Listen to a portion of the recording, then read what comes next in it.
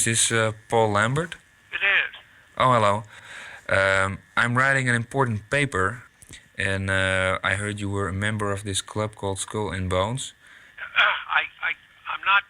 I don't have a comment on that. Our membership is private. The membership is private, and I really can't tell you whether I am or I'm not. Are you serious? Yeah. Oh. But maybe you can tell me, how do you get into Skull and Bones then? I can't talk about it. Or how did it all start? I can't tell you. Okay. Is there anything you can tell me? No. Okay. I don't mean to be unfriendly, but that's our policy. It's policy of the organization, and so I really, I'm not at liberty to violate it. Het geheime genootschap Skull and Bones werd in 1832 aan de befaamde Yale Universiteit opgericht. In hun tempel op de campus, The Tomb, worden nog ieder jaar 15 nieuwe, zorgvuldig geselecteerde leden geïnitieerd. Well, my interest in this whole question of Skull and Bones came about through a student of mine, a fellow named John Lawrence, a bright student, and he had some ideas, and so I pushed him further to do serious research. And he and I both came to the conclusion very soon that much of the information is not very substantial. Secret societies don't leave a lot of paper trails behind them, that's for sure. Somebody sent me a package, and it was the membership list of Skull and Bones. I'd never heard of Skull and Bones before. And I let the package sit for maybe 2 years. This happened about, possibly in the late 70s, about 1980. The package arrived, I let it sit because it had no interest to me. And then one day I probably had nothing better to do, so I started thumbing through the list, and I thought, well, my goodness, this is the establishment. Name after name after name, you know, Bush, Bundy, Mallon, Harriman, all these names were coming out at me. It's called the Skull and Bones Society, and members such as this alumnus we found lurking near the tomb don't like chatting about their society. Nobody's going to talk with you. This is a private club. A private club with a long and mysterious history dating back to 1832. It meets inside a building called the Tomb.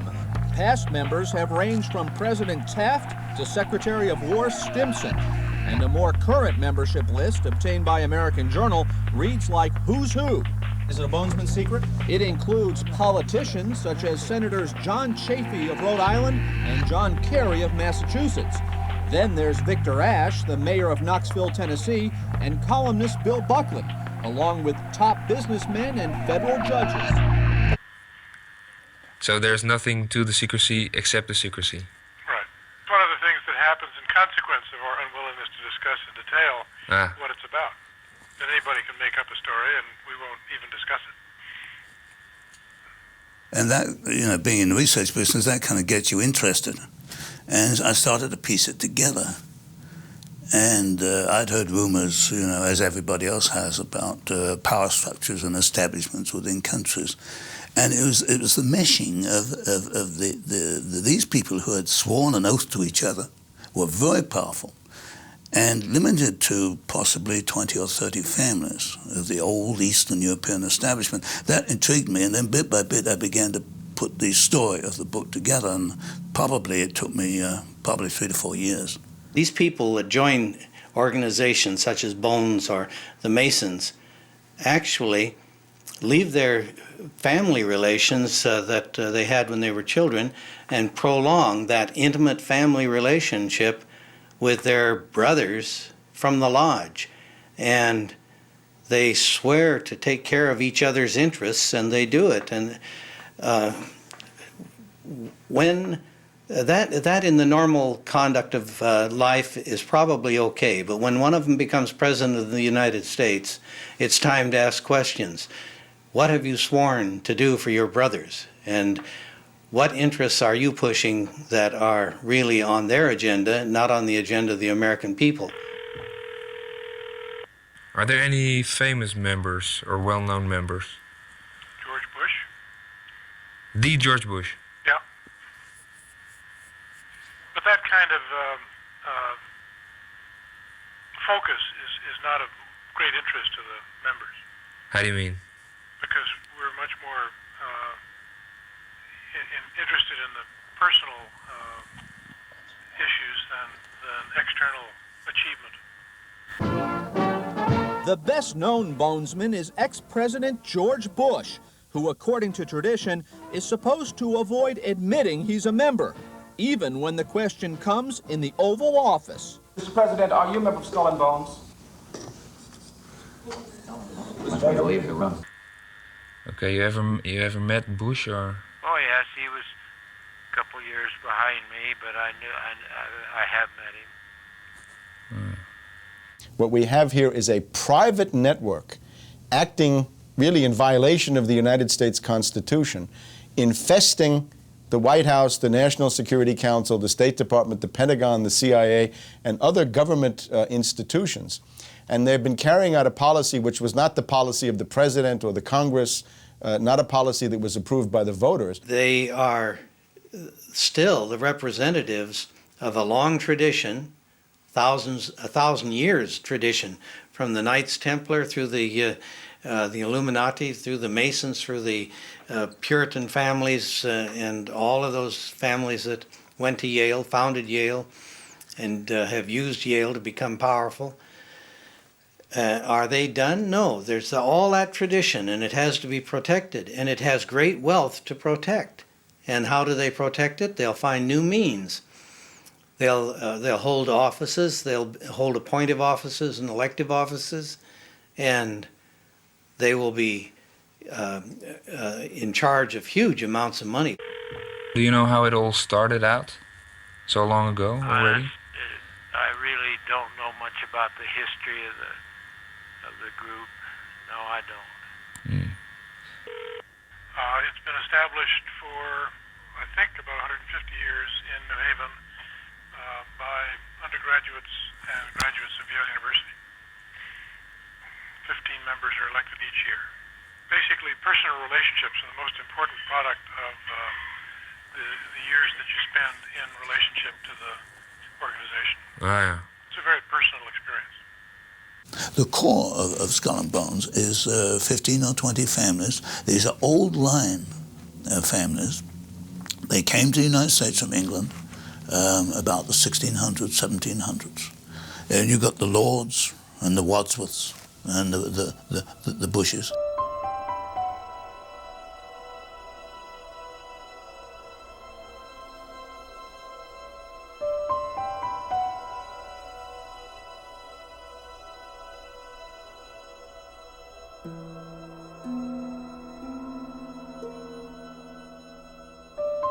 Some examples are, again, the families that made their fortune in the opium trade. And you've got to remember the opium trade meant going from India, which was under British domination, to China, where the British were attempting to open up an opium market and indeed fought wars to do that. So these are the families whose family fortunes go back precisely to that kind of trade. Then you've got a newer element which arose in the 1870s, the money element, like the Harrimans, which his father was E.H. Harriman, the railroad magnate. So the core, as you go through the early 20th century, is comprised of 15 or 20 families, partially from old line American families going back to the Pilgrims, and partially from money, banking money, that came up through the late 19th century. How do you get into this club? The ones that were there before choose you. And what goes on during initiation? Nothing very extraordinary, but it's held very closely. You cannot ask to join Skull and Bones. You can't apply. What happens, as I've pieced it together, is that you are watched. See, this is a senior society, so you're 2 years at Yale before you're invited to join, if you're going to be invited. There's only 15 members each year, and you're being watched, and you're being catalogued, and you're being assessed. You know, is he a good team player? Is he a good sportsman? This kind of thing. And then the previous year, members of the previous year decide who is going to be tapped the 15 new members, and then a representative of the last year's cell goes out and they ask, do you want to be tapped, or do you want to be joined or not? Al sinds de oprichting van Skull and Bones geldt Tap Day als een belangrijk evenement op Yale. And the emissaries of the various secret societies would come up behind them, tap them on the shoulder and say something like, "Skull and Bones, do you accept?" And generally, of course, they did accept. And then as the people were tapped, they then left the courtyard and proceeded to the vault-like or mausoleum-like headquarters of these secret societies. That, I think, since has been abolished or moved indoors or somehow is no longer so easy to observe as it might have been, say, 50 or 100 years ago. Initiation ceremony. They have an initiation ceremony. Somebody gets dumped naked in a bath of mud. Well, to me that seems juvenile. And what concerns me is these are the men in which the fortunes and the life of the world depend. This is the part that worries me. I mean, whether you want to go around and do that is your business. You know, you can stay in mud all day long, as far as I'm concerned, and baths of mud. But don't take this man and put him in control of world policy, which can bring about war and famine and heaven knows what else. This is what worries me. Part of the problem is the source of information. We have very little about bones from the tomb itself, and most comes indirectly, such as an article written by a student that went to Yale and actually lived in the Jonathan Edwards dorm, and he had this to say. It was part of the Jonathan Edwards folklore that on the April evening following tap night at Bones, if one could climb to the tower of Weir Hall, the odd castle that overlooks the Bones courtyard, one could hear strange cries and moans coming from the bowels of the tomb as the 15 newly tapped members were put through what sounded like a harrowing ordeal. Returning alone to my room late at night, I would always cross the street rather than walk the sidewalk that passed right in front of Bones. Even at that safe distance, something about it made my skin crawl.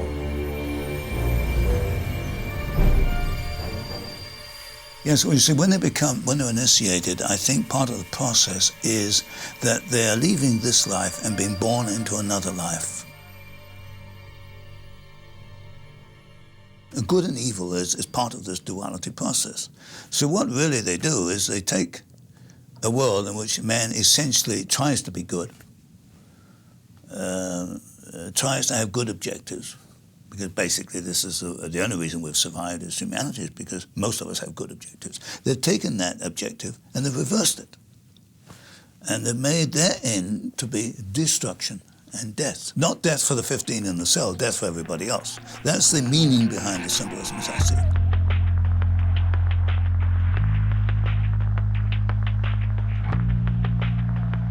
They seem to stand for the exact opposite, reversal, which is satanic. Skull and Bones is a kind of Free-masonic association, and I guess you could call it a death cult. You can call it a satanic cult. The symbolism, of course, is the skull and crossbones, right? The death's head, or Totenkopf, I guess as the SS called it during the Second World War. It's a very sinister symbolism. It is obviously Freemasonic. Everything about them reflects this symbolic hidden meaning. Everything they do reflects a hidden meaning. And I mean, I don't think that these people do these things accidentally or coincidentally. They're intelligent men. They know what they're doing. They know what they're joining. All I can ask is whether anybody who sees this, would you join an organization which has Skull and Bones as its symbol? And I think in most cases the answer will be no.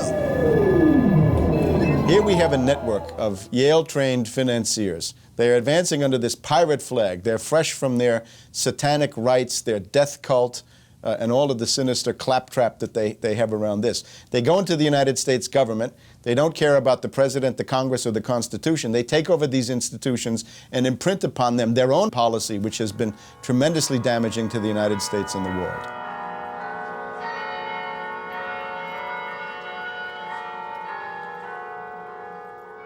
don't know of any member of Skull and Bones who's made any great contribution to literature, to art, to sociology, to anything we might do to help the world progress and be happier. That's a very interesting thought. They don't show up, say, in the Red Cross or in peaceful organizations, except where a peaceful organization is used for an ulterior motive. That probably is a very interesting observation that they exist apparently for war and destruction and greed and personal acquisition of finance. They don't exist to better the lot of their fellow men. They exist to better their own lot as a group. As is often said, the devil is in the details. What happens after these people leave Yale and become powerful? Een van de bekendere Bones-leden uit de geschiedenis is W. Averill Harriman. Hij bekleedde hoge politieke functies onder meerdere presidenten en was de man achter wat nog steeds de grootste privébank van Amerika is, Brown Brothers Harriman. Voor deze bank maakte hij begin jaren 20 in Berlijn contact met de Duitse grootindustrieel Fritz Thyssen. Especially since you're a man that's probably spanned more historic events since the war than any other I know of. You're almost a decade older now than the century, and I wonder if you could tell us as a starter, Governor, how you maintain this youthful appearance of yours. Well, I don't know about that. I think all one can say is that if you work hard and interested in what you're doing, I think that's the important thing, and then I play hard too, exercise, and I enjoy life. On looking at the membership structure, one can identify a core made up of a number, as I say, 15 or 20 families, and it appears that at one time the Harrimans were the center of this core. Well, we know history does have evidence to show that Harriman gave, through Harriman, money was made available to Hitler in his early years, in the early 1930s. And one can ask, how does that relate? What would be the reason that Harriman would be interested in that? The Union Banking Corporation was established formally in 1924 as a unit in the Manhattan offices of W.A. Harriman and Company, interlocking with the Thyssen-owned Bank voor Handel en Schipvaart in the Netherlands.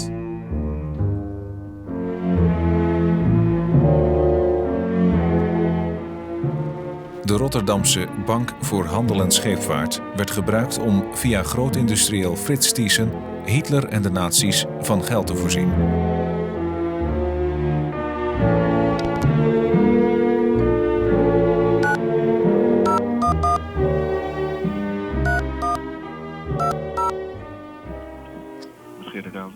Mr. Alders.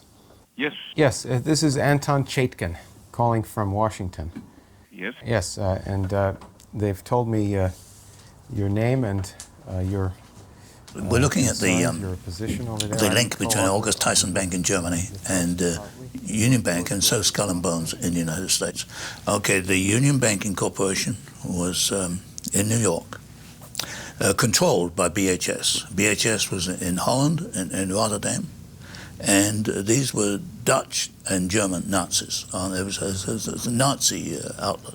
And that was a subsidiary of the August Thyssen von Haidt Bank in Germany. That's the channel, the conduit which we're looking. Nou, de Bank voor Handel en Scheepvaart, die is mij wel bekend. Ik heb ook verschillende stukken ervan gelezen en gezien. Maar hij staat beslist niet bekend als een bank waar ontzettend veel dingen zijn gebeurd die het daglicht niet konden verdragen. Then how do we know that this was a transfer mechanism? Well, one is that we know that August Thyssen financed Hitler, or was part of the financing for Hitler. This comes from several sources. And he said he did it through BHS. We know that much. It's more difficult to make the link between BHS in Holland and union banking in the United States. Het is gewoon een vaststelling van de connecties liggen daar met die en dat is het dan. Maar verder schurkenstreken, om het zo maar eens te noemen, van die bank, die zijn voor zover ik weet zijn ze niet bekend. We do have the conduit, we can prove that. We have the intention, and the purpose seems to me to be quite similar between the two groups. And we know that Tyson at one end was financing Hitler and said he did it through BHS, which is halfway down the conduit line. Well, it's that gap between BHS and New York that we can't fill in with transfer slips. Yeah, I was reading in Anthony Sutton's books where he discussed the question of the Union Banking Corporation as a Nazi front.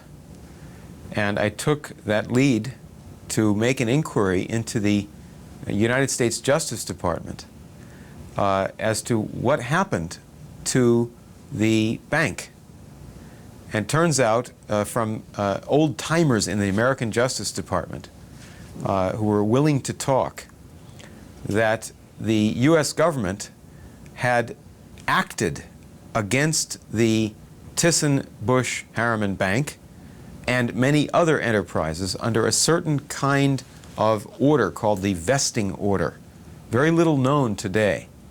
And I went into the basement of the Library of Congress and pulled out these musty old records showing that the United States government had seized and shut down this Thyssen-Harriman Nazi banking complex. Nou, die vestingorders die in Amerika zijn afgegeven, dus laat december 41, begin 1942. En dan vesting wilde zeggen dat de bedrijven onder beheer worden gesteld. Dat gaat eigenlijk in praktisch al die gevallen om Amerikaanse bedrijven met een grote Duitse invloed. Of een vermoede Duitse invloed. En met name dat vermoede invloed is belangrijk. Want dat wil men op alle mogelijke manieren tegengaan, hè, die Duitse invloeden daarin. Dus neemt men liever 100 bedrijven te veel onder beheer dan eentje te weinig. En de achtergrond is eigenlijk een vorm van nationale veiligheid, zou je kunnen zeggen. Want via die bedrijven, dus Amerikaanse bedrijven met Duitse invloed, werd er heel vaak spionage gepleegd. Via deze bedrijven kon men inzicht krijgen in de Amerikaanse oorlogsproductie, wat natuurlijk voor de Duitsers van levensbelang was. En ja, dat is eigenlijk de achtergrond voor al deze vestingorders die er zijn afgegeven. Yeah, but this avoids the problem that there are two classes of Nazi collaborators. One would be somebody who's a German who thinks he's acting on the side of Germany in a war, some ordinary German.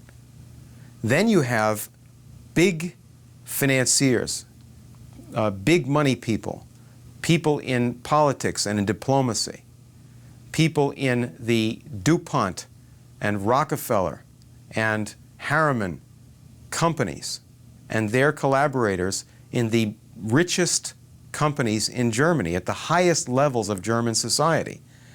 When the United States government took out the vesting orders against the richest people in Germany and New York, that's different from the incidental picking up of some Germans who may have been in the German-American Bund.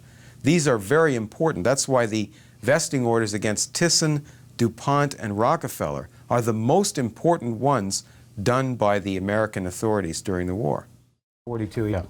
But still the point is that I can't believe why English and American capitalists should support Hitler in 1922. That's what you started with, wasn't it?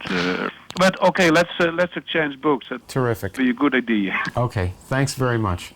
I'll talk to you again. Okay. Thank you. Bye-bye. So, I mean, he has nothing to say opposed to what we're doing. Because he doesn't know about American industry, he doesn't know about American finance, he doesn't know about these people who did these things. And the issue for the American government was Harriman and his relationship to Thyssen, or at least the Harriman Bank and its relationship to Thyssen. He knows nothing about that. But don't you think he should know? Yes, he should. It is amazing that he doesn't.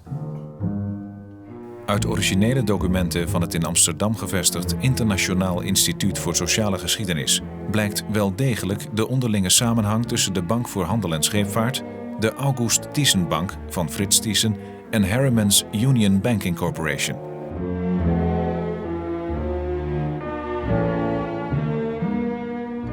The investigators concluded that the Union Banking Corporation has, since its inception, handled funds chiefly supplied to it through the Dutch bank by the Thyssen interests for American investments. So here is Averell Harriman and Prescott Bush, the leaders of the bank in Manhattan, working with Fritz Thyssen. They, in the Skull and Bones network in the United States around Harriman, are pro-fascists, and they're working with Thyssen and others, establishing a money link to support the backers and sponsors of Adolf Hitler from at least 1924, probably 1923 onwards. I didn't know about this. There's your link, right there. There's your link. Established in 1924 in the Manhattan office of W.A. Harriman. There it is, same thing I've said. Oh, yes. That was the time that Hitler was looking for money through Emil Kurdoff. I didn't know he was looking through. That's it. That's the clinching link. I think there's a reasonable supposition that money followed from that, even if I don't have the transfer slips. Here on the Black Sea, near the city of Yalta in the Crimea, is the meeting place of the leaders of Britain, Russia, and the United States, scene of the most successful international conference of the war. Anthony Eden, British Foreign Minister, and Winston Churchill, Prime Minister of Great Britain. Marshal Joseph Stalin, Premier of the Soviet Union. Edward Stettinius, with Averell Harriman, United States Ambassador to Russia. Averell Harriman's father was put into business running railroads with money from the royal family of England. He was their nominee. And then Averell Harriman's mother paid for the start of the American branch of the British eugenics movement. He established this, what we call today, fascist movement in America, the Eugenics Record Office, originally set up around 1909 by Averell Harriman's mother. I know, there's a New York Times article on the Eugenics Society, founded by Mrs. Averell Harriman. She financed it. And its policy was to, how can I put it, to not rid the world, that's too strong. It's to discourage undesirables. And then who are the undesirables? Well, it's pretty much, it comes out, as I remember reading the article, that there were certain unfortunate people, and not as well off as others, which I suppose would include blacks and Jews. And it's a racial thing. The Eugenics Society was racial. Where the Harrimans created this American branch of that movement, then it was moved as a headquarters to Yale University, where the American Eugenics Society had its headquarters. And so you've got this racial policy financed by Mrs. Harriman, the mother of the two bonesmen. Her husband was a bonesman, her two sons were bonesmen.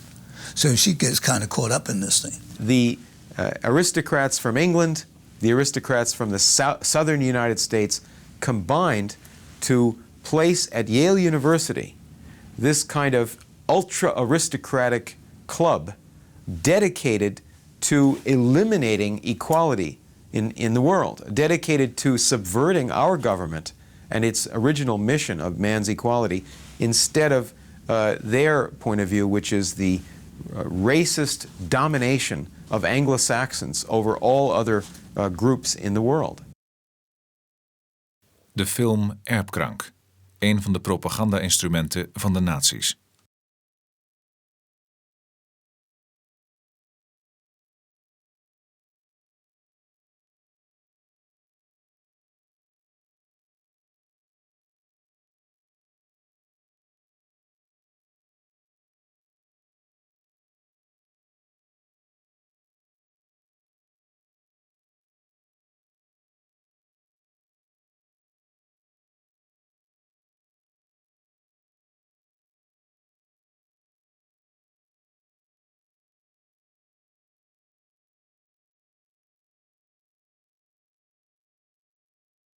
Ernst Rudin, who wrote Hitler's race laws in 1933, was in the American Museum of Natural History at the Harriman Run Conference in 1932, of the eugenics movement for the world. He was elected leader of the world movement there at that Harriman meeting and went immediately back to Germany.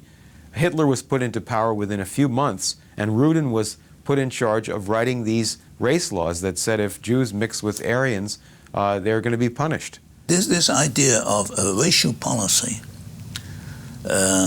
is, I think, just as important as a financial link. I mean, sure, you can hand over $1 million marks, but if a policy is as important as a racial policy, one of extermination it came down to, also continued, then you're right back to the same group. And one can go further right up to today and ask questions about these racial policies. For example, I read Robert McNamara. McNamara used to be Secretary of Defense in the United States. He's not a bonesman, but he's one of the so-called whiz kids. If you read McNamara's latest book, you'll find that he says that population expansion is more dangerous than atomic warfare. They still have the same point of view about cutting the budget and getting rid of whole classes of people that are superfluous in their view, the elderly or people of the wrong race. And this is their point of view today. I, George Herbert Walker Bush. I, George Herbert Walker Bush. Do solemnly swear. Do solemnly swear. That I will support and defend the Constitution of the United States. That I will support and defend the Constitution of the United States. Als we willen weten wat het gedachtegoed van Skull and Bones tegenwoordig is, moeten we kijken naar de persoon van George Bush. Na William Taft het tweede lid van Skull and Bones dat Amerikaans president wordt. Hij wordt hier ingezworen door Supreme Court Justice Potter Stewart, ook Skull and Bones lid. With Bush, we reached the bottom of the barrel in terms of American politicians. You have to look at him again and again and say, how did this guy make it compared to any number of other political figures that would have been perfectly plausible presidential candidates? You've got to point to the family money, again to this Brown Brothers Harriman network, which meant media, which meant friendships with senators. Ultimately, it meant the support of Kissinger. That brought the support of Nixon. At every critical turn in Bush's career, he was often defeated. He was, again, defeated in his Senate attempts in '64, in 1970, but he was always then getting appointments from people like Kissinger and Nixon so that he could somehow keep going and try to make this bid for the top, for the vice presidency, and then after that somehow slither into the presidency based on the fact that many people in 1988, many people, especially in the southern states, were really voting for Reagan, because they thought this was going to be a continuity of the Reagan years, which they had found perhaps tolerable. There's a certain stability to our system, and I think experience taught me project that stability. Don't go for the grandstands, don't over-dramatize things. The American people are entitled to know that the system works, that experienced people know how to handle moments of crisis. You've got an example of Bush. Bush family, of course, has been a long time in Skull and Bones. Bush is 1 year ambassador to China, 1 year in Central Intelligence Agency, then he becomes vice president, then president. Now, he covers so much ground, so quickly that, and he's not an abnormal genius or anything, that there had to be pressure and a power play behind the scenes. When you look at incidents like this, and there are many of them, you cannot arrive at any other conclusion that behind the scenes there's some pushing and pulling and almost manipulation to advance. And advance is the word used by many, many members within Skull and Bones. They advance their interests. We can certainly say that George Bush, in his political career, which reaches back into the 1950s, is a suitable metaphor to express the power of these Skull and Bones Harriman networks in modern American life. And it's also the case that George Bush brings together as a kind of a nodal point all of the different components that are involved in the Skull and Bones and also in other allied pro-British political currents inside the United States. And who should sit at that desk? My friends, I am that man. When Bush was in the Congress, he brought in what amounts to a raving racist, really indistinguishable from a Nazi eugenics or Nazi race scientist, so-called, this man Shockley, and gave him the respectability of being able to address a group of members of the United States Congress. The argument then always being, the bad genes are multiplying too fast. Everybody knew this meant blacks. The good genes are not multiplying fast enough. This meant Anglo-Saxons and maybe other whites, if they're lucky, right? In het zuiden van Californië, bij de stad San Diego, wordt in een ondergrondse bunker diep gekoeld op deze boerderij het zaad bewaard van 2 Nobelprijswinnaars en 3 andere donors. Miljonair Robert Graham heeft hen uitgekozen om samen met jonge intelligente vrouwen een superras te kweken. Graham, die geschrokken van de publiciteit geen interviews geeft, heeft al 10 jaar geleden een boek geschreven waarin hij een beroep doet op intelligente mensen om hun sperma af te staan en zo te zorgen voor een nieuw superras. De enige donor die er rond vooruit wil komen dat hij al 2 maal zaad heeft gegeven is de uitvinder van de transistor, Nobelprijswinnaar Dr. William Shockley. Dr. Shockley, why did you give sperm to this exclusive bank for Nobel laureates? Well, for a long time I've been interested not only in the human quantity problem, that is the population explosion that exists worldwide, but also in the human quality problem. In fact, what it is doing is offering more choice and more freedom. Do you think that the white race is superior? I would think that the black population, there is no doubt in terms of performance, intellectual performance, the black population is much lower than the white. And furthermore, as I have stressed, the highest birth rate that I found in the 1970 census applies to the lowest socioeconomic segment of the black population, rural black farm women. They average 5.4 children, enough to double their fraction of the population in 1 generation. But should we compare it to breeding of racehorses and dogs? The same laws apply. And therefore, said Shockley, what we ought to do is use sterilization, allegedly voluntary sterilization, but everybody knows that voluntary sterilization becomes forced sterilization if that's the price of getting your welfare check or some other thing that you need to survive from the government. And therefore, Shockley said, if we can prevent the bad genes from multiplying faster, we'll keep the gene pool intact, because then the good genes will multiply more slowly. You see, if you really believe, as Bush does, that there's an Anglo-Saxon master race, and this is what Harriman believed, and this is one of the core beliefs, I would say, of Skull and Bones. If you believe that there's an Anglo-Saxon master race that ought to rule the world, the big problem you have is that there are so few Anglo-Saxons. They see these people as a threat to their life, and they want to get rid of them. Overpopulation means getting rid of the people at the bottom of the scale, not at the top. Opmerkelijk in dit verband was een bezoek aan Dr. Stephen Mumford, auteur van meerdere boeken over overbevolking. Boeken die de aandacht trokken van onder andere George Bush. Early in the year, maybe February or April, I met with George Bush in his office in Houston just after he left the CIA. And I had been doing research of a similar nature there in Houston, and had written a book on overpopulation as a national security threat. I presented a 2-page synopsis of that book to George Bush in his office in Houston.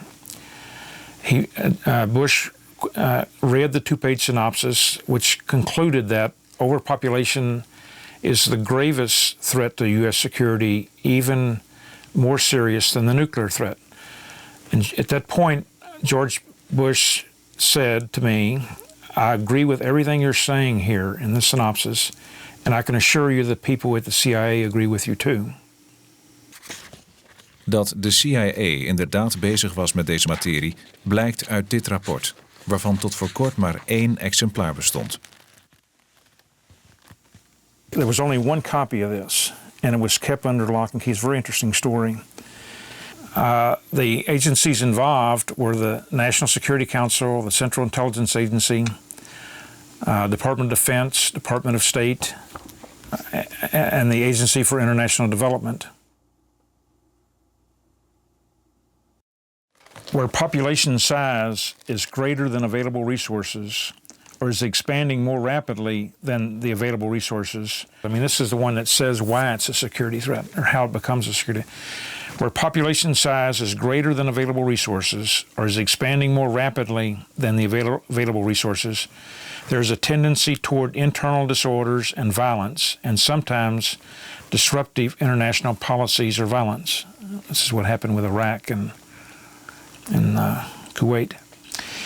In developing countries, the burden of population factors added to others will weaken unstable governments, often only marginally effective in good times, and open the way to extremist regimes.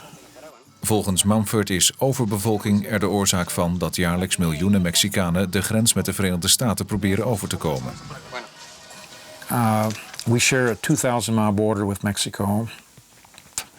When you share a 2,000-mile border with a country of 90 million people who are going to war, civil war, how many tens of millions are going to come across our border? And what is this going to do to the security of Americans? I mean, here in Chapel Hill even, I mean, we're going to feel the effect in a big way. I mean, the odds of this happening, if we just ignore the situation, the odds of it happening are nearly 100%.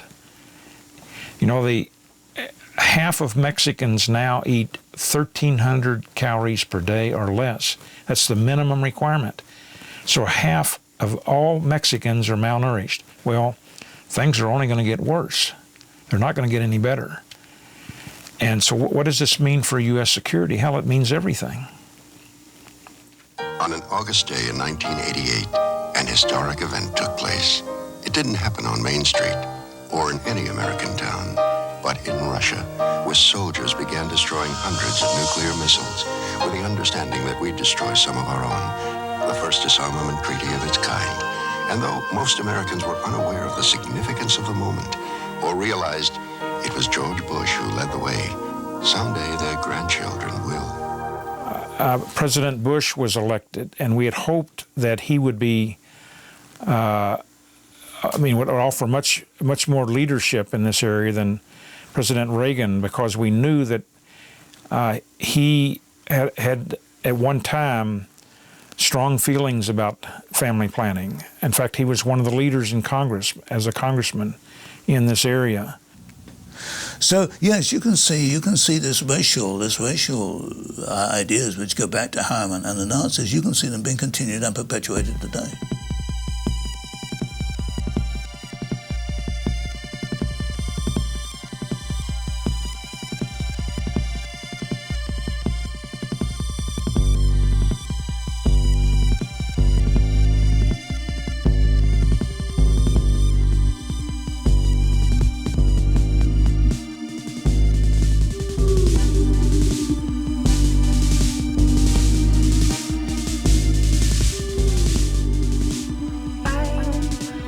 In aflevering 2 over Skull and Bones gaan we dieper in op wat bekend is geworden als The Enterprise, de massale drugsimporten door de CIA in opdracht van George Bush.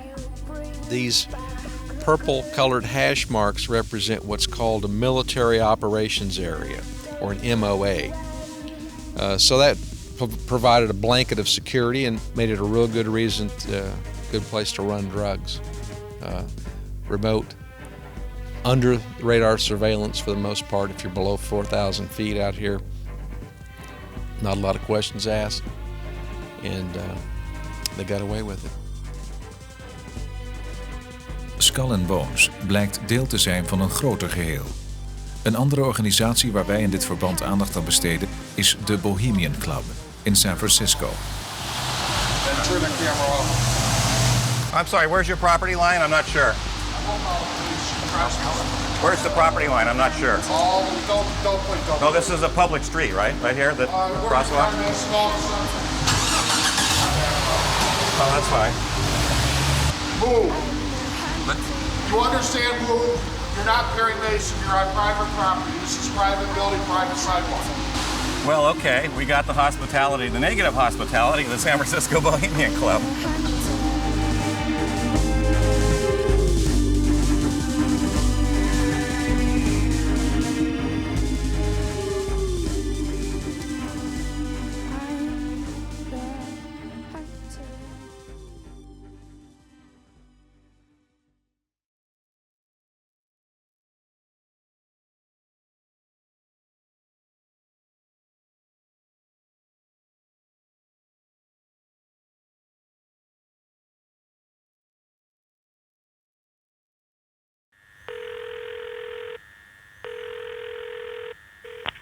Is this Paul Lambert? It is. Oh, hello. I'm writing an important paper, and I heard you were a member of this club called Skull and Bones. I'm not. I don't have a comment on that. Our membership is private. The membership is private, and I really can't tell you whether I am or I'm not. Are you serious? Yeah. Het geheime genootschap Skull and Bones werd in 1832 aan de befaamde Yale Universiteit opgericht. In hun tempel op de campus, The Tomb, worden nog ieder jaar 15 nieuwe, zorgvuldig geselecteerde leden geïnitieerd. Vandaag aflevering 2. Well, Skull and Bones is a kind of Free-masonic association. And I guess you could call it a death cult. You can call it a satanic cult. The symbolism, of course, is the skull and crossbones, right? The death's head, or Totenkopf, I guess as the SS called it during the Second World War. It's a very sinister symbolism. It is obviously Freemasonic. Everything about them reflects this symbolic hidden meaning. Everything they do reflects a hidden meaning. These people that join organizations such as Bones or the Masons actually leave their family relations that they had when they were children and prolong that intimate family relationship with their brothers from the lodge. And they swear to take care of each other's interests, and they do it. And when that in the normal conduct of life is probably okay, but when one of them becomes president of the United States, it's time to ask questions. What have you sworn to do for your brothers? And what interests are you pushing that are really on their agenda, not on the agenda of the American people? Are there any famous members or well-known members? George Bush? The George Bush? Yeah. But that kind of focus is not of great interest to the members. How do you mean? Because we're much more interested in the personal issues than external achievement. The best-known bonesman is ex-President George Bush, who, according to tradition, is supposed to avoid admitting he's a member, even when the question comes in the Oval Office. Mr. President, are you a member of Skull and Bones? Must be to leave the room. Okay, you ever met Bush or? Oh yes, he was a couple years behind me, but I have met him. The core of Skull and Bones is 15 or 20 families. These are old line families. They came to the United States from England about the 1600s, 1700s. And you've got the Lords and the Wadsworths and the Bushes. Then you've got a newer element which arose in the 1870s, the money element, like the Harrimans, which his father was E.H. Harriman, the railroad magnate. So the core, as you go through the early 20th century, is comprised of 15 or 20 families, partially from old line American families going back to the Pilgrims, and partially from money, banking money, that came up through the late 19th century. On looking at the membership structure, one can identify a core made up of a number, as I say, 15 or 20 families, and it appears that at one time the Harrimans were the center of this core. Een van de bekendere Bones-leden was W. Averell Harriman, jarenlang actief in hoge politieke functies onder meerdere presidenten. In zijn functie als Amerikaans ambassadeur in de Sovjet-Unie was hij aanwezig bij de conferentie van Yalta, februari 1945. Leaders of Britain, Russia and the United States. Anthony Eden, British Foreign Minister.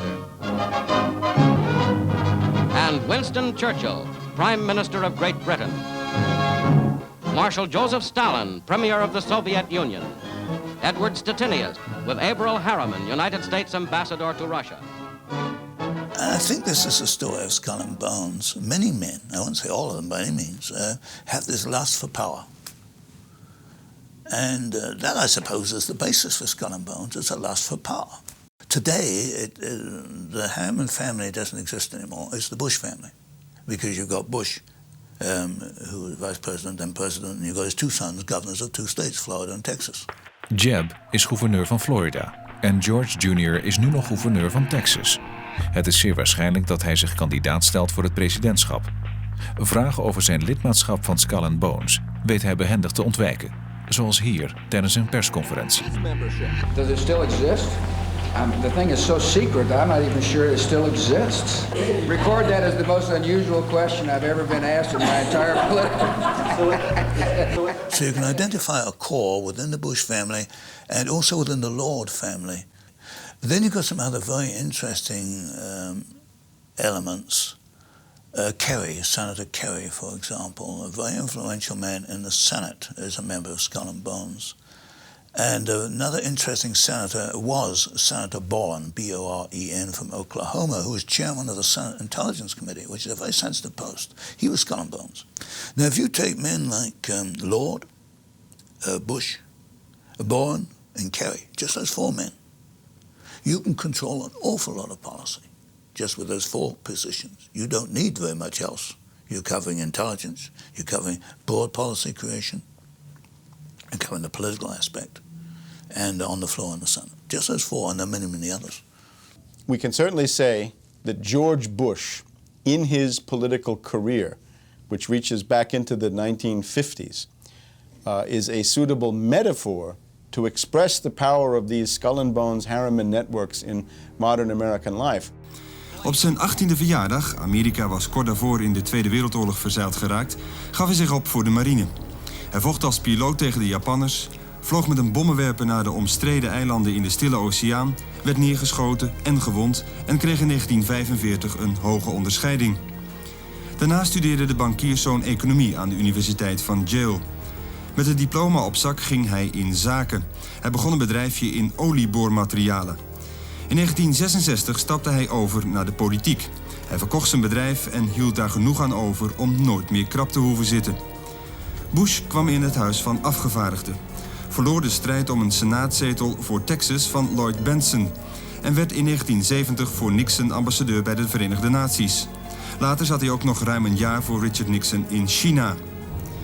George Bush was voorts nog enige jaren directeur van de CIA en voorzitter van de Republikeinse Partij. Hij is dus zeer ervaren in de politiek en in het management. You cannot arrive at any other conclusion. That behind the scenes there's some pushing and pulling and almost manipulation to advance. And advance is the word used by many, many members within Skull and Bones. They advance their interests. What I tried to do was to look at Bush and say, is there anything good? Can you find an act of disinterested kindness? Can you find any humanitarian impulse? And I'm afraid the answer is no. What you find is dissembling. You find somebody pretending to care about charity or somebody else's suffering or misery. But these are usually tricks performed in front of the camera for electoral reasons or some other demagogic kind of strategy. On an August day in 1988, an historic event took place.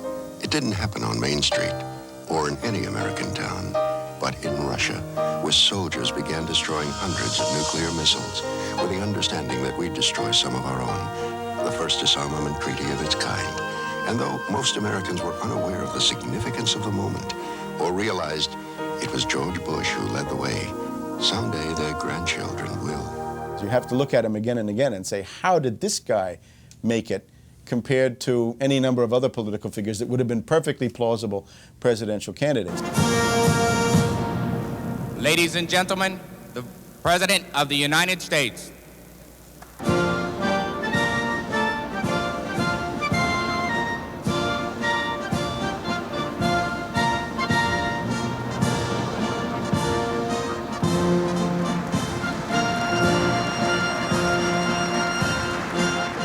De eerste echt grote politieke rol van George Bush was zijn positie als vicepresident van Ronald Reagan.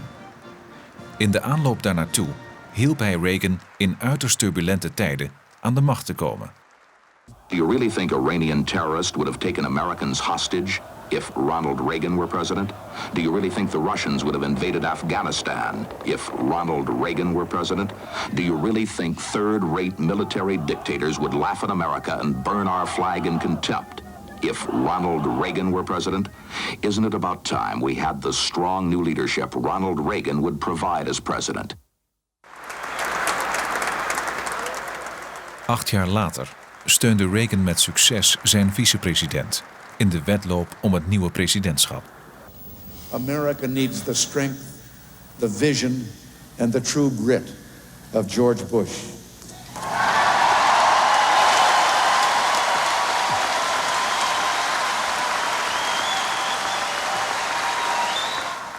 There's a certain stability to our system, and I think experience taught me project that stability. Don't go for the grandstands. Don't over-dramatize things. The American people are entitled to know that the system works, that experienced people know how to handle moments of crisis. Where I go into it, into the mindset or joint operation between Bush and the CIA would be and the October Surprise. And the October Surprise was a scheme involving people in the CIA and in both high-level government, both political parties. This is when Carter was president, and this is a time when there were 52 American hostages seized and imprisoned in Iran, and it was felt, as the presidential election was coming up between President Carter and challenger Reagan, that if Carter was able to get the release of these American hostages before the election, that Carter would probably be reelected. So the CIA and George Bush, at that time a private citizen, but undoubtedly an asset of the CIA, they engaged in a scheme to prevent the release of those American hostages. And there were a number of secret hearings, which I describe again in Defrauding America. And these meetings occurred in Europe and different places. And eventually, $40 million was paid to Iranians, and they were promised billions of dollars of military equipment if they don't release the hostages. Well, the hostages were not released, and the arms did flow, and this eventually led to what became known as the Iran-Contra affair. Terrorists, be aware that when the rules of international behavior are violated, our policy will be one of swift and effective retribution. Ronald Reagan, in the first week he was elected president 5 years ago. He was addressing the hostages who'd been held for a year in Tehran by Shiite Muslim supporters of the Ayatollah Khomeini. The Iran hostage crisis had helped make Ronald Reagan president. It finished Jimmy Carter and had provided Reagan with his strongest election campaign platform. Uit stukken van het Huis van Afgevaardigden, dat onderzoek heeft gedaan naar de October Surprise, blijkt dat president Carter op de hoogte was van de onderhandelingen door Bush met de Iraniërs, maar er verder geen aandacht aan wilde besteden. Hij heeft ook nooit bewijs willen verzamelen. Carter wilde schone handen houden. I'll never tell a lie. I'll never make a misleading statement. I'll never betray the confidence that any of you has in me. And I will never avoid a controversial issue.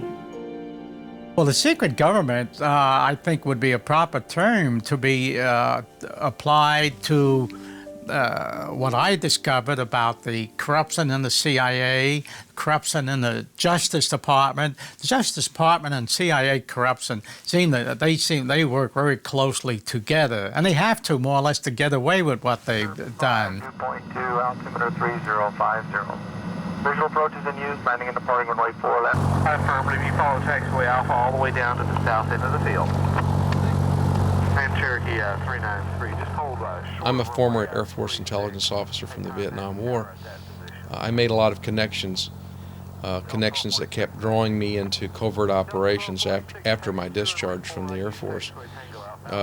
One of those operations that I was drawn into voluntarily was the so-called Enterprise. The enterprise was a black bag operation set up by the Reagan-Bush administration designed to assist the Contras in Nicaragua. So I was brought in by Oliver North to meet a man named Barry Seal. And Barry Seal was the person who I viewed as the chief operative, the man who had the contract, so to speak, from the CIA to set up a clandestine training base in a place called Mena, Arkansas. As you fly over the Mena airport in town, what jumps out at you is the degree of infrastructure that exists at the Mena airport in relationship to a small town of 5,000 people. You see a row of hangars, huge buildings on the west side of the north-south runway.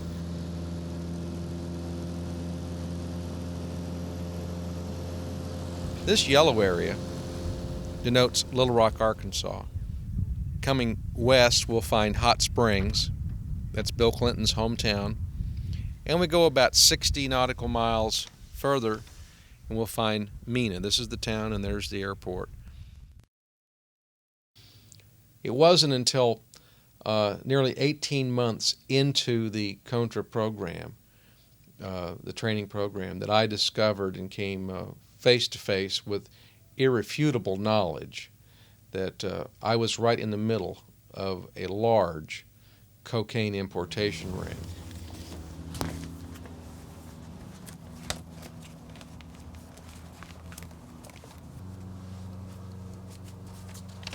I first discovered the drug trafficking by the CIA while I was an airline pilot flying in Tokyo and flying in the Middle East. But then when I was a federal investigator holding authority to make these determinations, I discovered other forms of government corruption.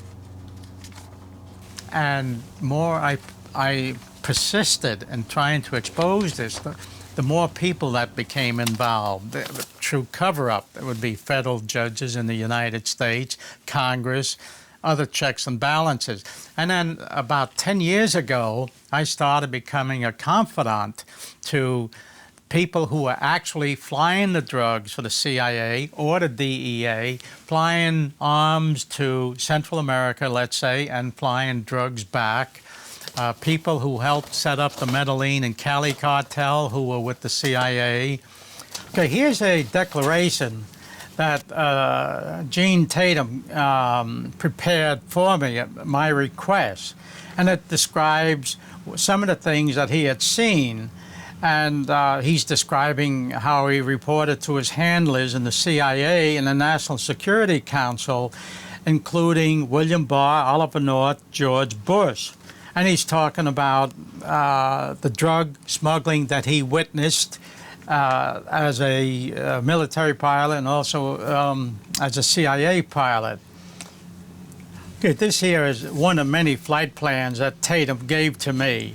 And on the back of the flight plan, in his own handwriting, he made comments about the flight. And this is the one where they met with George Bush at a location in Central America, and they met at a German restaurant where they were talking the drug-related drug smuggling activities. The value of these documents is that it gives credibility to my sources and also to what they're telling me.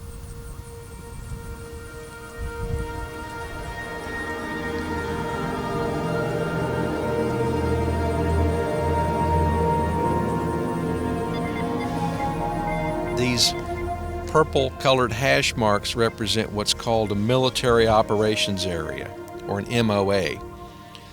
So that provided a blanket of security and made it a real good reason, good place to run drugs. Remote, under the radar surveillance for the most part. If you're below 4,000 feet out here, not a lot of questions asked, and they got away with it.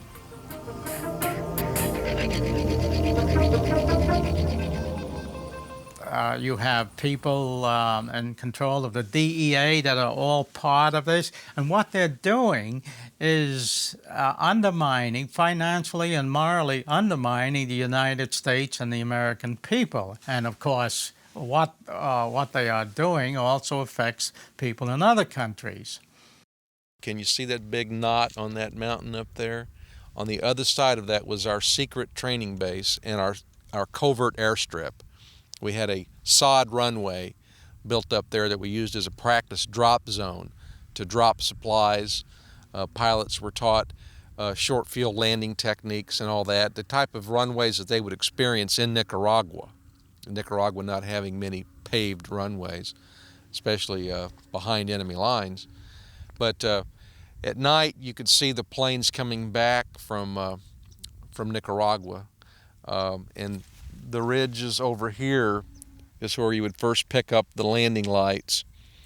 And when that would happen, there'd be a flurry of activity here on the flight line as big propeller-driven military cargo planes would come lumbering into this small little sleepy town and wake up the local inhabitants. It's hard to say how much cocaine was transported into Mina during the Contra War, but one individual, Barry Seal, who ran the operation, was granted immunity by Congress to testify about what had gone wrong. And during that testimony with immunity, Barry Seal said that he had personally flown in more than 20 tons of cocaine into this airport. That's a lot of cocaine. And that's just from one individual. And there were multiple pilots. Barry was not the only pilot flying weapons to the Contras and bringing drugs back.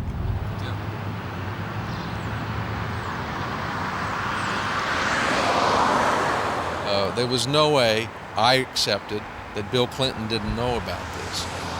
Barry Seal told me that the Clinton government was actually in on it, quote unquote. Bill Clinton was a necessary element. Anytime you have a third world environment, you always have a dictator at the top, and that was Bill's role. He was a young governor that would do anything for power and money. He was also, according to various sources, intelligence sources, Bill Clinton has had a relationship with the CIA going back to his days in at least as early as Oxford, perhaps even before that.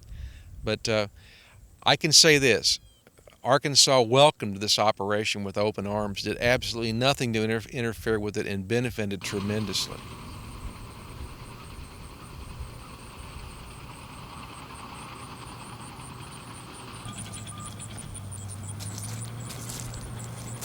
I had some genuine legal concerns. As I aired those concerns with Oliver North, he assured me to put those concerns aside because this was being run out of the White House by George Bush. That had been decided among the people in charge, and that would have been Ronald Reagan, CIA Director William or Bill Casey, and George Bush, that Bush had the best background to pull this off. A former director of the CIA, a man who had been in the military himself, and a person that I think history will eventually show had no moral boundaries to what he would do. I felt assured in 1983 that George Bush was a man of honor, and I felt that I could step back into the shadows, so to speak, and do what my country requested, and I did. There are hazards involved in attempting to bring out the misconduct of the secret government. Now, in my case, for instance, I think I've been through about 30 years of the retaliation by the U.S. government. First, while I was a federal investigator, they make it very difficult for you when you report the misconduct that you encounter. Then when I started to expose the other misconduct, the CIA and what have you, Then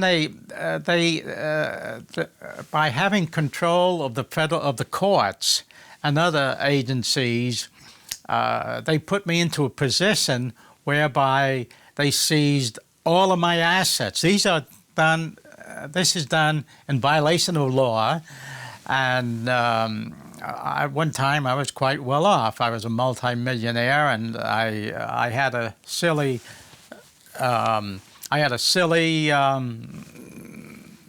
feeling that I had an obligation to report these things, and they seized everything I had, my airplanes, my businesses, my home, and if they had their way, I'd be homeless now. Many of the players of the Mina story and the Enterprise are dead, Barry Seal in particular, but it's a risky business, and those who feel that they want to have a action-packed career for the CIA should think twice before they get deeply involved. Finally, in 1978, I thought, well, I will publish books to make the public aware of these things, and there I had the naive thought that the public would respond, but the public doesn't respond, and so in a way the public is partly responsible for what is going on, and some people might even say the public deserves what is happening to them. We needed cooperation by the FBI. We needed cooperation by the U.S. military, FAA, U.S. Customs, DEA. I mean, the list goes on and on of the state, federal, and local agencies who had to either assist in providing security for the enterprise, or they had to at least turn a blind eye to it. Het Amerikaanse congres liet een onderzoek verrichten naar Mina en bevestigde in haar conclusies de drugsimporten door de CIA. Het onderzoek werd geleid door senator John Kerry, een Skull and Bones lid. Het woord Bush komt in het hele rapport niet voor.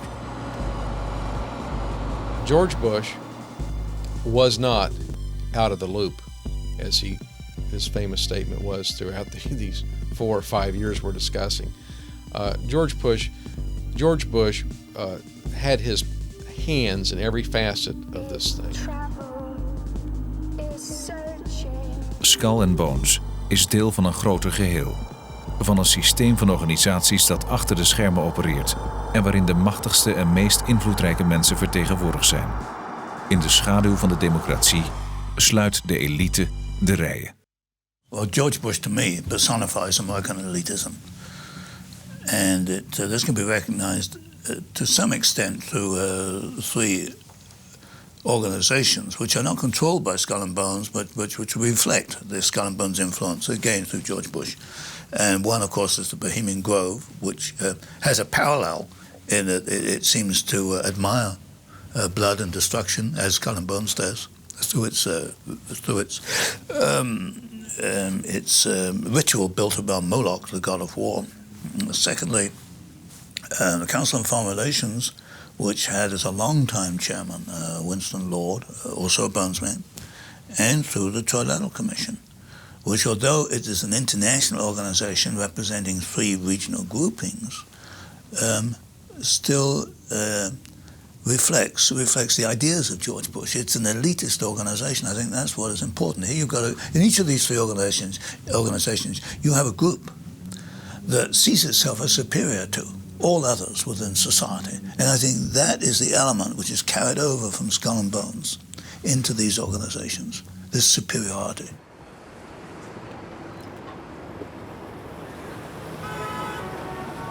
We're standing at Post and Taylor in San Francisco at the San Francisco Bohemian Club. This was completed in 1934 at the height of the Depression. And they spent a great deal of money building this elaborate organization here. So the motto for the club is "Weaving spiders do not enter," and it's right here on the wall. This is the owl and the plaque commemorating when the building was first built. But what this implies is that people coming here are not supposed to do business. So there's no overt business solicitation, but for years, various businesses in the community and corporations would have meetings here, official meetings, receptions, and various events. I got interested in studying elites back basically in the 1980s because I'd been a social worker for 25 years working with poor people and low-income families in the United States. And I became very concerned why this would seem to be a perpetual problem. We have over 40 million people who just cannot meet their basic needs in the United States, yet we have more wealth in this country than we've ever had. And that wealth is very concentrated in the top 1% of the population, which in fact has more wealth than 90% of the rest of us. So I wanted to understand how wealthy individuals and elites interacted, set policies, worked with the government, financed elections, and made decisions. And so that's basically how I got started and interested in elite work. Elitism is not in the interests of the average citizen. It's not in the spirit of a free society. And it's very dangerous because was it that Lord Acton who said power corrupts, absolute power corrupts absolutely. When you've got power, it begins to corrupt you. You think you're God. You think you can make decisions for other people. And then gradually it eats away, I think, at these people until they become dictators. And then becomes the view that you have no rights because I say you have no rights. The Bohemian Club was founded 120 years ago in San Francisco by a group of newspapermen, businessmen, and artists. Modern-day members include some of the most influential American men of the 20th century. President Bush is a member, along with former President Ronald Reagan. Also, past Secretaries of State George Shultz and Henry Kissinger. What's unique about the San Francisco Bohemian Club is they have a private retreat, a 2,700-acre retreat, up on the Russian River in Sonoma County. This is an old-growth redwood forest with trees that are 300 feet tall, 1,500 years old, that they privately own. And this grove, every year they have a summer encampment there in late July and early August that runs 2 weeks and 3 weekends. And they'll invite several hundred people to come from all over the world, other men, because it's just men only there, from all over the world. Security at the Bohemian Grove is extremely tight. It's almost as if there were a military installation down there. Everything is kept under wraps, and in this case, under the trees. They've kicked off their retreat with a spectacular nighttime ceremony. From the air, the encampment is lit up with torches. Suddenly, the night is ablaze as robed men begin the cremation of care, a ritual that symbolizes the shedding of the burdensome responsibilities of the outside world. Such allegations about the camp have angered many who feel that leaders who adamantly embrace traditional values are not what they appear to be. Conversation at that level is all off the record. There's no press involved, so it's like the men are getting kind of a first-hand understanding. It may not be any big trade secrets or anything, but they're getting this kind of off-the-record understanding of the way things are, or the way things should be. And I think this certainly gives them an advantage in the world, in the economic world, because they know what the directions are, what the kind of movers and shakers are thinking, and what some of the major policy considerations that are being considered, the directions that they're moving in.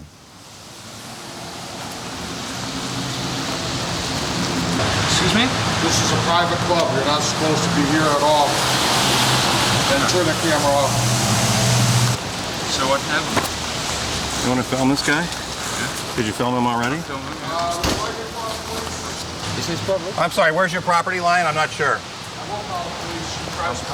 Where's the property line? I'm not sure. Don't. No, this is a public street, right? Right here, the crosswalk? Oh, that's fine. Move. But you understand, move. You're not Perry Mason, you're on private property. This is private building, private sidewalk. The private sidewalk? Yes, sir.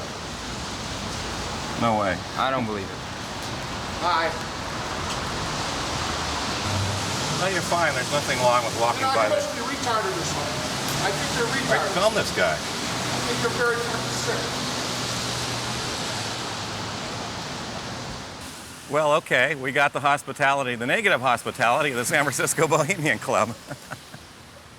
There have been cases where people have written about the club and or snuck in Dirk Matheson from People magazine snuck in and was actually spotted by a Time Warner executive and expelled from the club, from the Grove.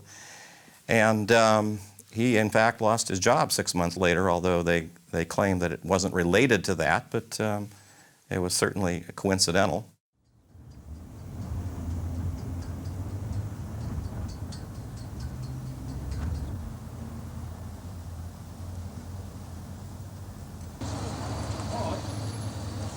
De volgende beelden zijn zeldzaam.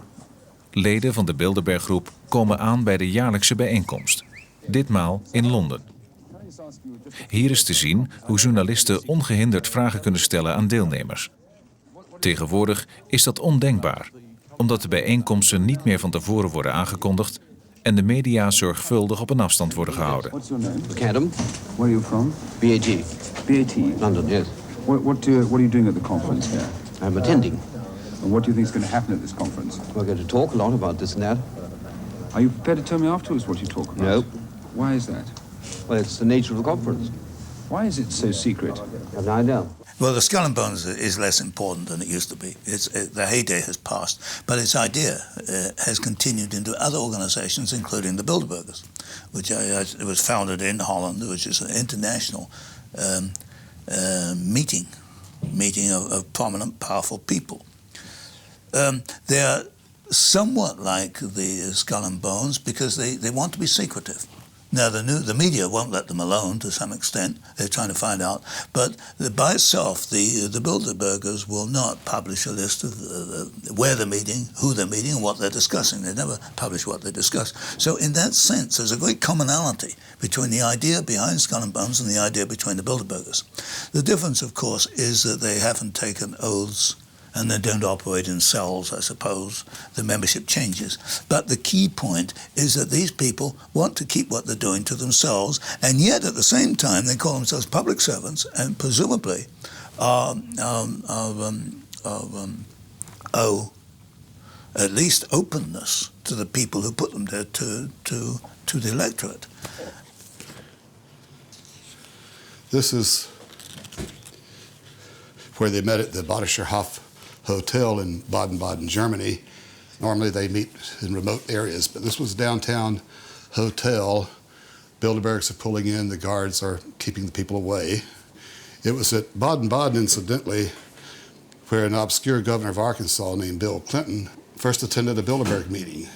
For years he had been a member of their junior varsity, the Trilateral Commission, which is somewhat more public. So we predicted at the time there'd be a fine political future for our young Governor Bill Clinton of Arkansas, who is not known to the public at large or to the nation at large at all at that time. De Bilderberggroep werd opgericht in 1954 door prins Bernhard.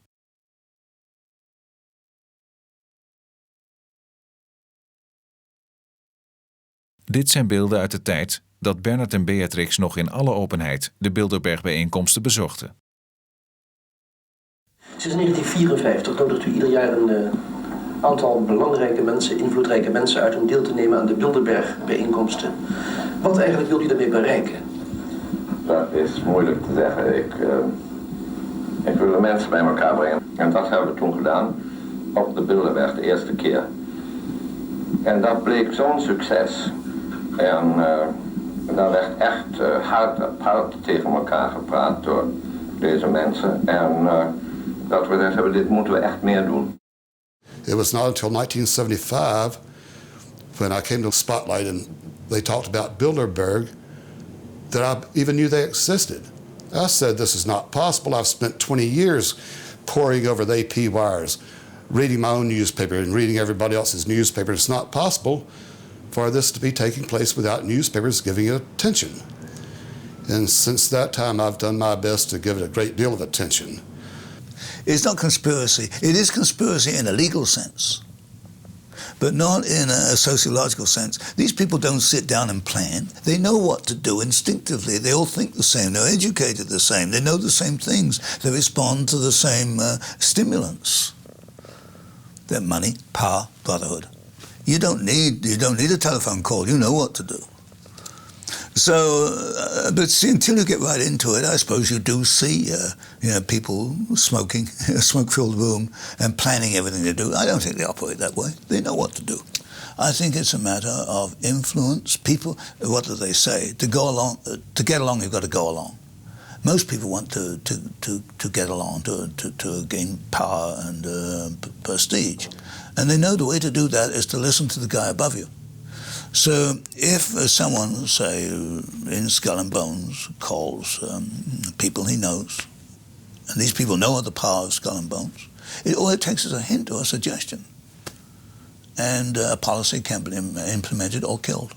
You will never read about Bilderberg in the Washington Post or the New York Times and other establishment American newspapers for one reason. Katharine Graham, Mrs. Graham, chairman of the Washington Post, has attended Bilderberg meetings for years.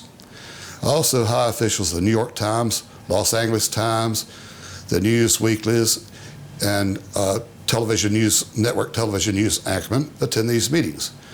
They do so on their solemn promise to report nothing, not use that word Bilderberg in their newspapers. To me, they are journalistic prostitutes. How in the world do you attend such a momentous meeting and cover it up? Now, while Bilderberg meetings are systematically suppressed in the United States except for Spotlight, not true in Canada, where our readers there alerted the newspapers to the meeting of Bilderberg last spring in King City. Here we have a partial list of participants in this heavy story that jumps. We have photographs of Henry Kissinger, David Rockefeller, Queen Beatrix, all of whom attended the meeting. The idea of Skull and Bones has continued, but I think it's much harder to implement because the United States is much larger, it's much more diverse. The multinational corporations, the banks, overseas interests, the foreign communities in the United States, all these are now beginning to play into policy. It would be much more difficult for a group like Skull and Bones to control today. 100 years ago, it was homogeneous. It was a white Anglo-Saxon banking interest or corporate culture. You could control that through maybe 20 or 30 members, but not today. It's too diverse. So I see New World Order as being a multinational corporate control operating through the corporations. To bring about economic control, financial control, and the political and the educational and the sociological aspects are subsidiary. This I find very dangerous because you're getting very, very close to the Nazi ideal, because fascism, after all, is an organization where business controls the government.